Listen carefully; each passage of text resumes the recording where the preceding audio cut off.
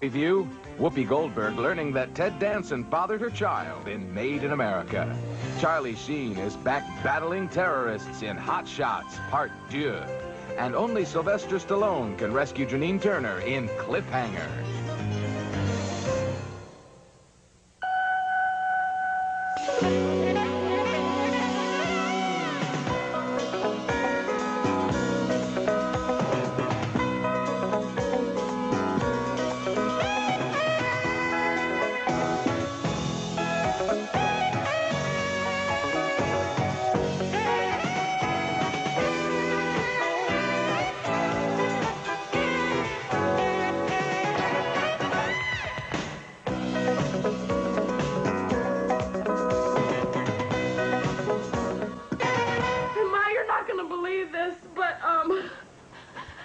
He's a white car salesman. Wait a minute, what do you mean? What, he's like white? Whoopi Goldberg's daughter gets the shock of her life when she discovers her real father is none other than the sleazy local car dealer played by Ted Danson in Made in America, one of the new movies we'll review this week on Siskel and Ebert, along with Sylvester Stallone's Cliffhanger. I'm Roger Ebert of the Chicago Sun-Times. And I'm Gene Siskel of the Chicago Tribune. Has still got that sore throat, but don't worry, it's getting better. Our first film is Made in America, and it's a mess. This is the film that generated some supermarket tabloid buzz because it stars Whoopi Goldberg and Ted Danson. Apparently fell in love during the making of it, and he's married, and they're an interracial couple, and wow, what a scandal. But we're reviewing the movie here, and it's a thoroughly implausible story in which Whoopi Goldberg plays the proprietor of an African-American bookstore, and she has a lovely daughter who she hasn't told one big secret. The daughter was conceived through a sperm bank. The plot gets going when Goldberg's daughter finds out about her origins and breaks into the sperm bank, along with her buddy, played by Will Smith. Can I help you? Yes, I have a friend here who's interested in donating. No, you don't! He's a little shy. And guess who she discovers the father is? I know you're ahead of me. Ted Danson plays the gimmicky California car dealer based on Cal, go see Cal Worthington. Of course, Whoopi Goldberg wants nothing to do with Danson, at least I know you're way ahead of me again, for the first act of the movie. Don't touch me. Well, of course not. No, ma'am. Well, hell, I understand what's happening here. There's a recession going on. I'll tell you what. No down payment. Now, you looking for something special today? Yeah. Your head on a stick. This is gonna be a tough sale. And you can guess the rest of the film, too. Here's a film that is so caught up with being politically correct that it doesn't have the guts to write some truly funny, believable dialogue about such a potent situation. Will Smith is relegated to playing an eye-popping clown. Ted Danson looks wasted and stiff. Whoopi Goldberg overacts. Only Nia Long is a fresh face as the perfect daughter. Made in America is a TV pilot masquerading as a movie, safe and warm and boring as it can be. You know, that's funny because I liked it a whole lot more than you did. I thought that, in particular, you're zeroing in on Ted Danson. At the beginning, his character is wildly overwritten in terms of the obnoxious car dealer behavior. But toward the end of the film, toward the last hour of the film, there's a lot of gentleness and a lot of warmth that comes in here, and I felt that it really did work. Guys like this, these car dealers, are very sharp people. Yeah. I mean, okay, why not have him write real sharp and try to figure out a way to get out of this or to run from it? You know what I'm saying? In other words, I can easily think of ways to make this movie better. Oh, in fact, yes. Gene, when you were saying the movie is predictable, if we didn't want to go to any movies unless they were unpredictable, we wouldn't have very many movies to go to, because in Hollywood today, the whole formula for making a movie is to just combine parts of other movies so that there hasn't been an original screenplay. Probably not one screenplay in 20 is original, but I did feel that as unoriginal material, this did work. What a heck of a Well, compliment. how many other original movies have you seen this year from America? Not many. Not many, but I don't give them positive reviews either. Go ahead. Okay, I will. Our next movie is an original movie. How's that? Yes, it Our is. next movie is named Menace II Society, and this is one of the strongest and bleakest and most powerful movies I've ever seen about the crisis conditions of young blacks in the inner city. If Boys in the Hood shows the hope, this fine movie shows the despair. It tells the story of a young man named Kane who goes with his friend to a grocery store and is horrified when the friend decides on the spur of the moment to commit armed robbery and murder. I don't want any trouble. Just get out. Stay in, John. I feel sorry for your mother. What you say about my mama? I don't want any trouble. Just get out. Kane, played by Tyron Turner, has not had a good start in life. His father was a murderer, his mother died of a drug overdose, and while Kane is still in high school, he works as a drug dealer. But there are people who care for him, including his high school teacher. Being a black man in America isn't easy. The hunt is on. And you're the prey. That's Charles S. Dutton as the teacher. Another person who cares about Kane is Ronnie, played by Jada Pinkett, who's the girlfriend of one of Kane's idols, who is now in prison. Why are you so worried about me?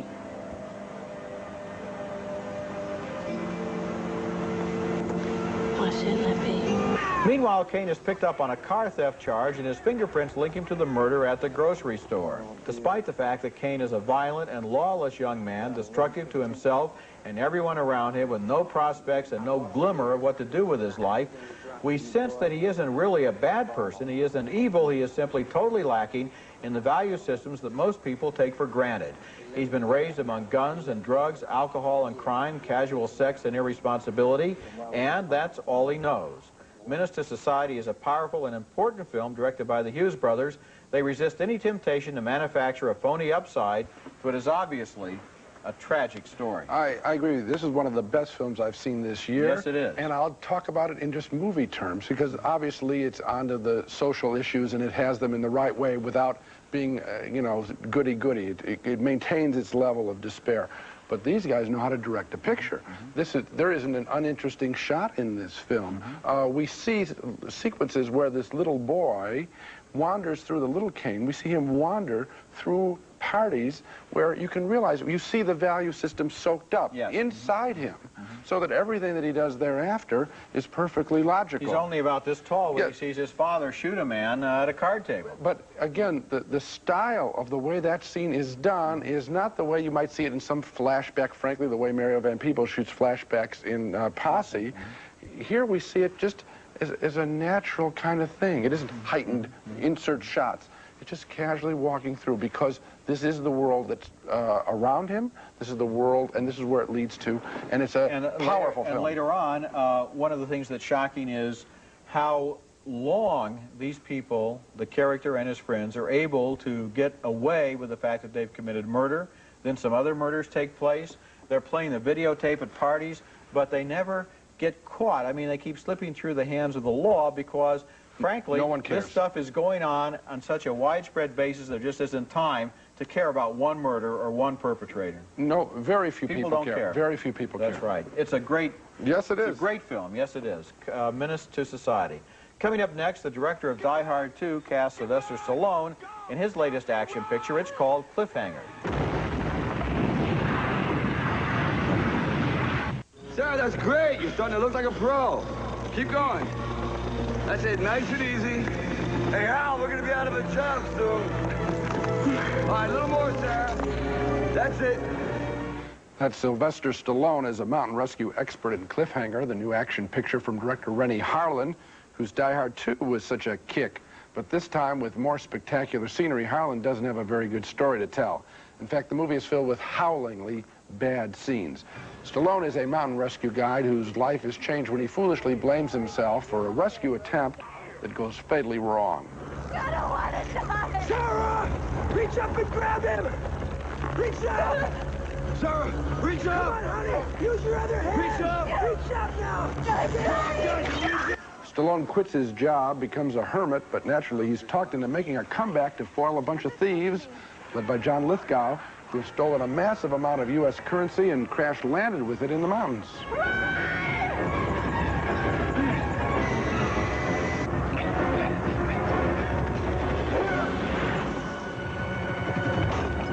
The centerpiece of the film is a series of mountaintop battles, but the silliest is between Stallone and a bad guy as they slide toboggan-style downhill.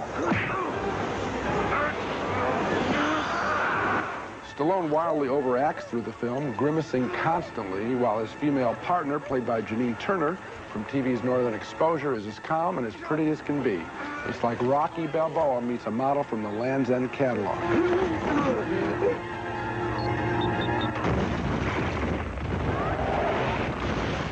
Cliffhanger has all of the impact of one of those car commercials where they stick the automobile on top of a peak, leaving you to wonder how it got there and then how it's going to be brought down. I assume they do it with a helicopter, and that's how the people in this movie probably got where they go, too. I just wonder why they went to all that effort without a compelling story. The villains are dull, and Stallone and his fellow climbers are even worse. Gee, I don't know, Gene. Oh, no, not this. Yes. And first of all, to call John Lithgow dull, I think, is an insult. I think he's very good. Oh, just compare him with the villain in Die Hard 2.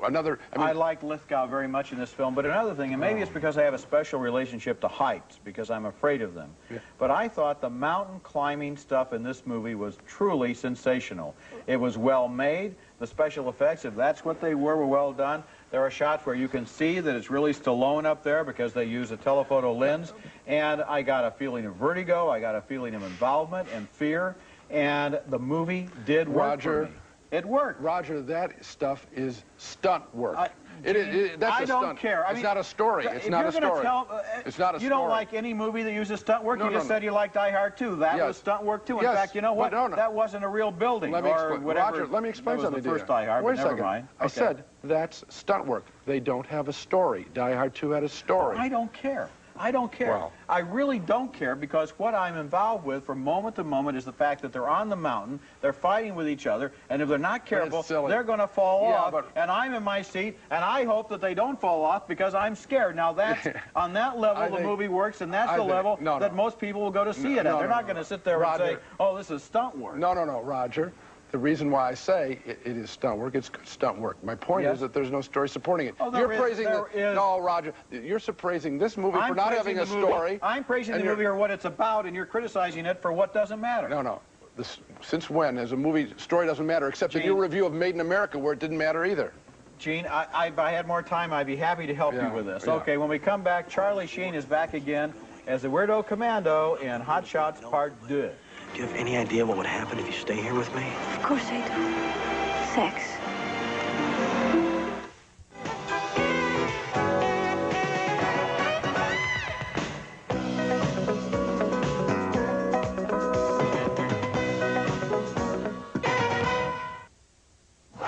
One man against 3,000.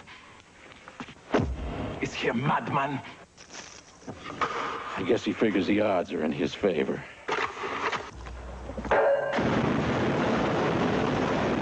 Charlie Sheen plays a hero very much like Rambo in Hot Shots Part 2. I wonder if everybody will know that deux is French for two. I don't think so, but who cares? It's the sequel to the hit comedy Hot Shots, which, like Airplane and Top Secret and Naked Gun Part 2 1/2, is a series of non-stop gags, mostly based on movie satires. In the film, Sheen, like Rambo, is retired to the East to lead a life of mystic contemplation, but his old commanding officer, played by Richard Crenna, appeals to his patriotism by telling him a story. And when those bears returned and discovered that mess, do you know what happened then, Topper? No. That little blonde girl got scared. Ran away. So what you're saying is that little blonde girl is me. If this is about me coloring my hair... Topper, they didn't make you this fighting machine. They just cooked up the porridge and went for a walk. Sheen agrees to go on a Middle East rescue mission, and along the way, he meets an old flame, a beautiful intelligence officer, played by Valeria Golino.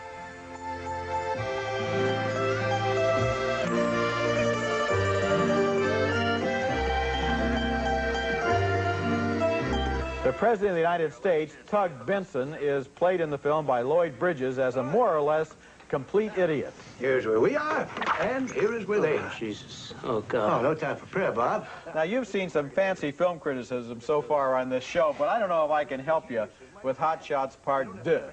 These movies are more or less impervious to film critics. All you can say is whether you liked it or not, and yes, I liked it, especially some of the really direct takeoffs on Rambo 3, which found their target. I liked it, and yet at the same time, I have a strange feeling that this genre may be reaching the end of its reproductive cycle. The movie was directed by Jim Abrahams, who was involved in the original Airplane, and 10 years later, the gags are still funny, but they're not exactly new anymore. Well, some of them are new. I mean, what I like about it is that he really packs the frame. I mean, you can have a field day just looking around in the backgrounds there for all of the different gags that are going on, and they take things one level further. For example, a lot of people might rip off the spaghetti part of Lady and the Tramp, but to nudge the nose, the meatball. Yeah. Now that's funny, and that's what these guys do. They take it one. It will not get tired as long as they keep pushing it and take it one little extra. There's about a 20-minute patch in the middle of the film where I thought that I didn't laugh very much, but around that, some very big laughs. Well, you know, with all of these movies, you go in knowing that you can put your intelligence on hold and just sit there, and it's silly, and it's well, goofy, but what's funny is that actually, I don't think you check your intelligence. You just know your movies and then search the frame. That's kind of fun. Coming up next, The Long Day Closes, a nostalgic look at post-war England. Our next film is named The Long Day Closes, and it's the latest autobiographical work by the director Terence Davis, who in a series of films has been chronicling his memories of a childhood in England. The hero of this film, named Bud, is a quiet, solemn boy who is sometimes an almost invisible observer to the rush of life all around him. He's close to his mother, and here he helps her with the washing. Sometimes an isolated moment will make an important impression in a life, and as he sees a construction worker across the way, he gets the impression of a self-confidence he will never feel, and we get the impression that perhaps when he grows up, he'll discover that he's a homosexual.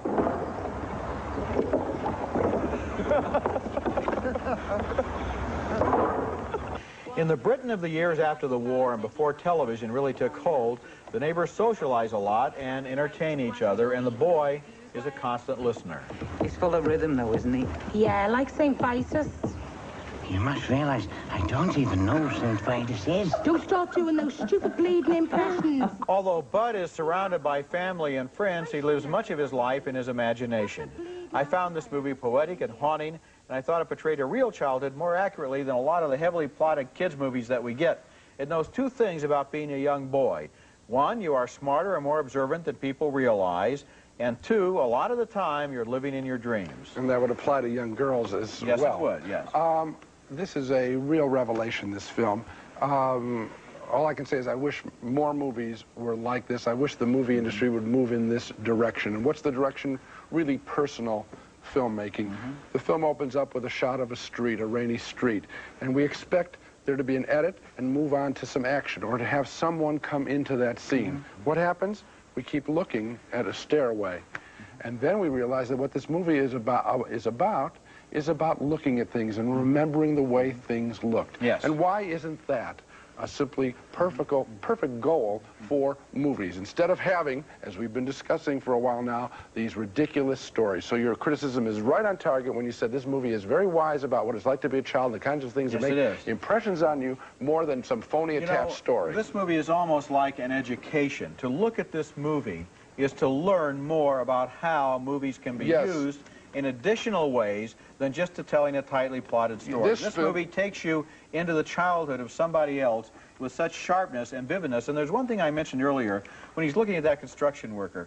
Now, I happen to know, because I read interviews with the director, that he did grow up to become a homosexual. But this movie it doesn't really emphasize that. It's just like when he was this age, he just noticed things a little differently, and the movie doesn't hammer it in. It just kind of, it's sort of there, and you begin to see him developing in this way. These were the things that he thought were beautiful. Yes. I tell you, I wish that this movie would become required viewing in film schools so that maybe a few students would take their eyes off of the big prize of Hollywood and move into this very personal style. It's a beautiful piece of filmmaking. This is a movie, the man who made this movie can say, that's me up there on the screen, and not very many directors are able to say that. When we come back, our video pick of the week, A Letter to Three Wives, an Oscar winner that is finally on videotape. Siskel and Ebert's Video Pick of the Week, brought to you by Orville Redenbacher, the first and last name in popcorn. Now it's time for our weekly video segment, and my video pick of the week is A Letter to Three Wives, the 1949 film that won Academy Awards for Best Screenplay and Best Direction by Joseph L. Mankiewicz, a beloved Hollywood figure who died not too long ago. As the movie opens, three women have received letters from the town tramp who informs them that one of their husbands has decided to leave his marriage and live with her instead. But which of the three husbands? So that's what she looks like. You can't tell from that, really. It's only a picture. She's beautiful, all right. She sort of looks like a queen, doesn't she? Like a queen ought to look. A Letter to Three Wives has been on Laserdisc for quite a while, but somehow it slipped through the cracks and is only now being released on tape. It's an intelligent movie with a lot of the sparkling dialogue that Mankiewicz was known for, and in a slick, romantic way, it actually touches on a few real truths about human relationships. That's our pick of the week. Now let's take another look at the movies we reviewed on this show. We split on Made in America. I thought the movie recovered from a slow start and found real laughs and real emotion. Gene thought it was a bad TV sitcom masquerading as a movie. Two very big thumbs up, though, for Menace II Society, the story of inner-city violence. We both think it's one of the year's most important films. And a split vote for Sylvester Stallone's Cliffhanger. I thought it was a good action thriller with some amazing mountain climbing scenes. Gene thought it didn't have a strong enough story. And two thumbs up for Hot Shots Part Deux with Charlie Sheen in the Rambo role. And finally, two thumbs up for Terrence Davis's haunting The Long Day Closes, an evocation of a shy, reclusive boy growing up in England. That's it for this week. Next week, we'll be back with reviews of more big summer movies, including Life with Mikey, starring Michael J. Fox, as a former child star turned talent agent, and Guilty as Sin, with attorney Rebecca De Mornay defending accused wife killer Don Johnson. That's next week. My voice is going to get better, and until then, the balcony is closed. Berkline's Wall-Away recliner with the innovative hideaway side opens to reveal a handy tray for snacks and magazine storage. Looks and feels like a chaise lounger from Berkline. Fashion Bug, 1,200 stores carrying the latest in junior, Mrs. Plus, girls and men's fashions. 1-800-FB fits and the letter U. Fashion Bug fits your life. Load Hugger cargo nets expand to hold groceries, tools, sporting and camping gear securely in place and are easy to install. No tools required. Load Hugger cargo nets. Armatron All Sport, beautifully designed, water resistant with alarm, chronograph and dual time. Perfect for Father's Day. Armatron, the best price quality watch in America.